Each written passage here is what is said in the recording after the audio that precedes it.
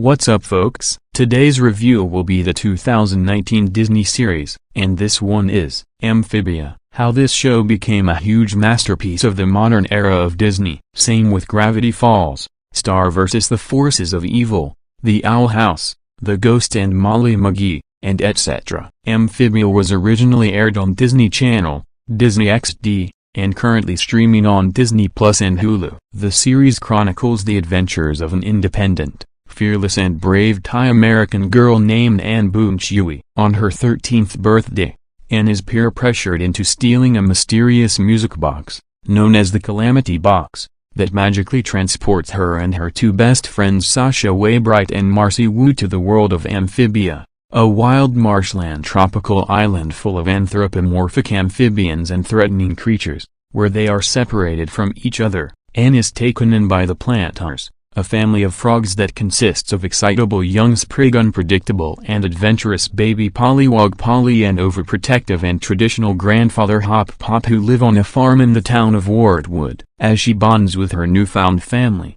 Anne gradually learns what it means to be a hero and develop a true friendship, all the while trying to find her friends and return home. Sasha allies with Captain Grime, leader of the warfaring Toads of Toad Tower, who seek to control their home of Frog Valley. Marcy ends up in Newtopia, the capital of Amphibia, the seat of the government and home to the ruler of Amphibia. During this journey, all sorts of events transpire and revelations are revealed, including ones that would challenge the girls' friendship, and one that could determine the fate of all of Amphibia. The writing for this show is incredibly solid, as while it does start off pretty slow with the first season as it is more episodic and comedic compared to what would come later. Once season 2 starts, it goes into full gear with some very strong world building and lore, and some very intriguing twists and turns, solid action, compelling drama, strong heart, and some very funny humor. It also has very solid representation of Thai culture, even though this is mostly shown in Season 3, as well as some very powerful and important life lessons such learning to let go of those you love, adapting to change, and making sacrifices. On top of that, it's not afraid to get into some pretty dark territory. The series has a very good amount of solid and well-crafted episodes like Anne or Beast, Best Friends, The Domino Effect, Contagion, Lily Pad Thai, Toad Tax, Prison Break, Anne of the Year, Reunion, Handy Anne, Ford and the Road, Toadcatcher, Wax Museum, Marcy at the Gates, Scavenger Hunt, The Plantars Check-In, Lost in Newtopia, The Sleepover 2 and All Sleepovers, A Day at the Aquarium, Return to Wartwood, After the Rain, The First Temple, New Wartwood, Friend or Frobo? The Second Temple, Barrel's Warhammer, The Third Temple, The Dinner, Battle of the Bands, True Colors, The New Normal, Turning Point, Thai Feud, Fight at the Museum, Temple Frogs, Ansterminator, Mr. X, Spider Sprig, Olivia and Yunan, Hollywood Hop Pop, Froggy Little Christmas, Return to Amphibia, Commander Anne, Alumtown Road, Mother of Alms, The Core and the King, Fight or Flight, The Three Armies, The Beginning of the End, All In, and The Hardest Thing. The action scenes do provide the show with plenty of fun and excitement, but they can also get very intense, suspenseful, and gripping, such as Anne and her allies facing off against villains, beasts, and other threats, escaping from life or death situations and getting out of tight spots, and getting chased down by somebody or something. And believe me, this show can get very intense. The series has a very strong level of heart and drama,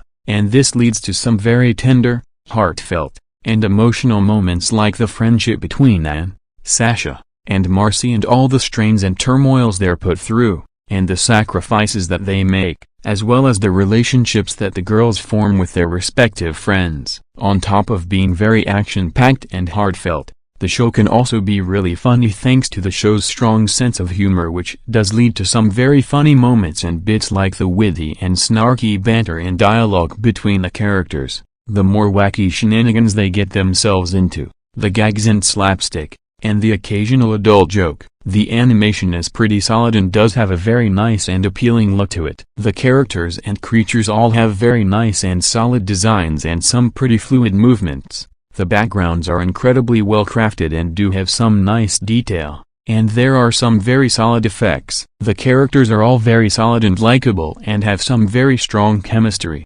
dynamics, and development. Anne is a very solid and likable protagonist, as while she does start off more selfish and full of herself, as the series progresses, she learns to become more selfless and more than willing to help others the more she becomes compassionate, as well as learning to stand up for herself against peer pressure. Sasha is also very interesting, as she starts off as very manipulative and demanding, and this does lead to a quarrel between her and Anne. After witnessing certain events, she learns to become more selfless and compassionate as much as Anne does, which leads to her becoming a strong and stern leader. Marcy is just as interesting as Anne and Sasha are, as even though she is very smart but also quirky and clumsy, the choices she makes reveal that she has major issues adjusting change and saying goodbye, which she does eventually learn to do even though she knows it'll break her heart. The rest of the characters are also incredibly likable and do serve as solid support for Anne, Sasha, and Marcy, like the Pines family consisting of the spunky Sprig,